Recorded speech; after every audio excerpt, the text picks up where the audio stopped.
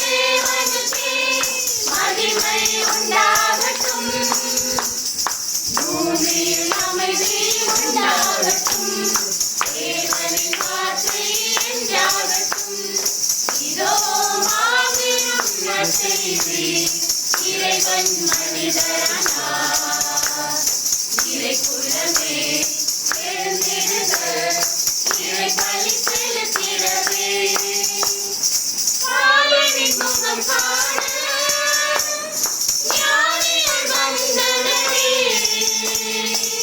பாதை காட்டும் விண்மீன்களே, தேவ குழந்தை கண்டனரே.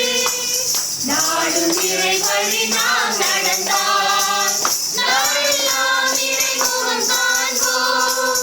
நாடும் இறை வழி நாம் நடந்தால் நாளெல்லாம் இறை முகம் காண்போம்.